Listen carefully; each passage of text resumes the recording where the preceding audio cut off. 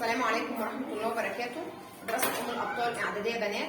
النهارده هنشوف استراتيجية من استراتيجيات التعلم النشط، استراتيجية التعلم التعاوني، عن درس إنشاء ملفات الفيديو برنامج أوبن شوت. هنقسم الفصل ل5 مجموعات، مجموعة 1، مجموعة 2، مجموعة 3، مجموعة 4، مجموعة 5. هنطرح سؤال على كل مجموعة وبالتعاون مع المجاميع هيتم الإجابة ونشوف الإجابة دي صحيحة ولا غير صحيحة. مجموعة 1، السؤال: اذكري مميزات برنامج أوبن شوت.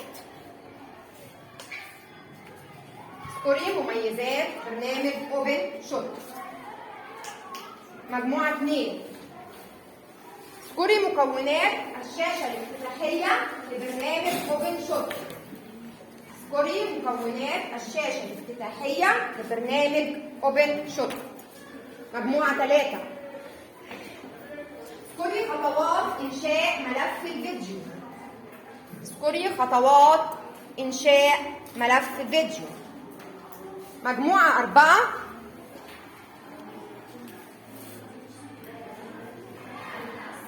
اذكري مكونات الشريط الزمني. اذكري مكونات الشريط الزمني. مجموعة 5، آخر مجموعة، اذكري خطوات حفظ المشروع. اذكري خطوات حفظ المشروع. وننتظر دقائق لما نشوف إجابات المجموعات. هنبدأ نشوف إجابات المجموعات. المجموعة الجاهزة بالإجابة مجموعة رقم 4.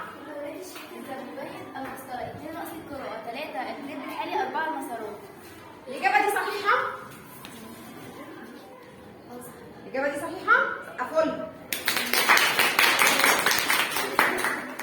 المجموعة اللي بعديها مجموعة كام؟ مين جاهز بالإجابة؟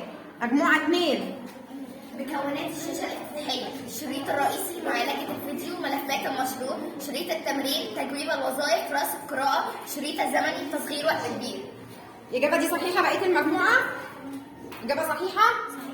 سقفوا.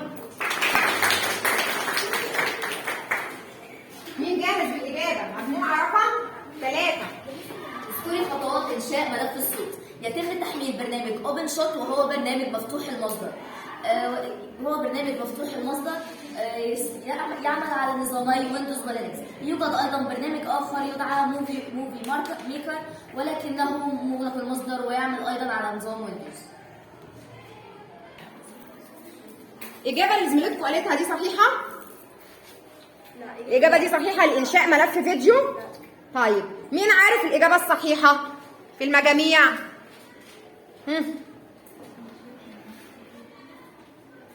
مين هيقول إجابة إنشاء ملف فيديو؟ اتفضلي.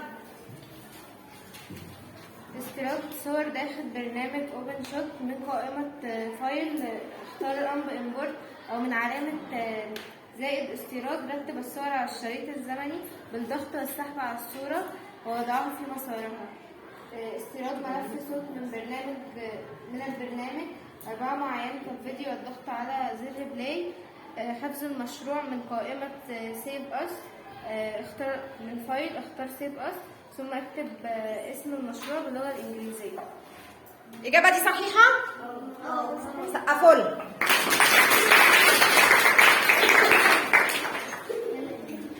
فاضل مين؟ مجموعة مين؟ مجموعة رقم كام؟ مجموعة 5. السؤال: خطوات حفظ المشروع. من قائمة فايل اختار الأمر سيف اس، وهيظهر في مربع حوالي بالشكل، ثم اكتب اسم المشروع باللغة الإنجليزية ليتم حفظه. الإجابة دي صحيحة يا بنات؟ سقفوا. مع آخر مجموعة بقى اللي فاضلة، يلا مجموعة 1. اذكر مميزات برنامج اوبن شوت. يمكن إضافة صور وصوت بسهولة، ويمكن إضافة تأثيرات ومراحل بين الصور. الإجابة دي صحيحة يا بنات؟ صحيحة؟ سقفوا.